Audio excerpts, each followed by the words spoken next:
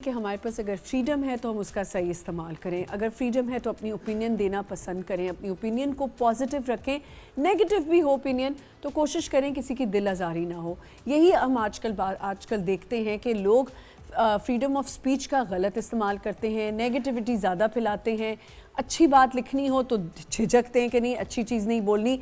और टीचर्स की मैंने जाते हुए बात की, जो मुझे शिजा ने कंटिन्यूटीज़ याद रखती है ना, हर कंटिन्यूटीज़ को याद रहती है, तो इसने कहा आपने ये जाते हुए बात की थी तो ये यहीं से हम शुरू करेंगे।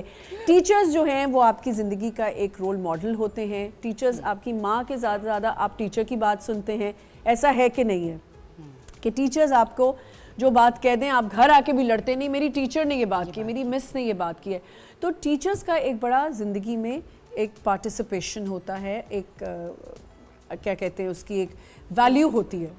अगर टीचर्स आपको कहीं सप्रेस करने लगें, आपकी फ्रीडम को रोकें, तालीम ही आपको समझाती है, आपको शऊर देती है कि आपने फ्रीडम ऑफ स्पीच होनी चाहिए, आपको बात करने का मौका देना चाहिए, जो मैं नहीं अब दे रही इन लोगों को। जी शिजा। हाँ, आई थिंक सो दिस आपके साथ कभी हुआ? बहुत बार हुआ।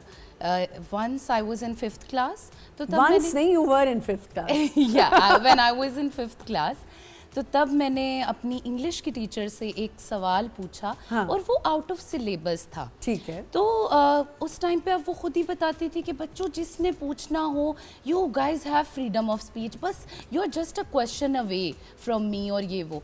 लेकिन उसके बाद क्या होता था, जब आप सिलेबस से हट के कुछ भी पूछते हैं और आपका टीचर वो कहता है ये तुमने कहाँ से सवाल निकाल लिया है, मुझे ना सिलेबस से, आउट ऑफ सिलेबस क्वेश्चंस मत किया करो। अच्छा। बाद में, और जब बाद में आप हायर लेवल पे आते हैं तो आपको बताया जाता है कि अनसीन क्वेश्चंस भी आ सकते हैं।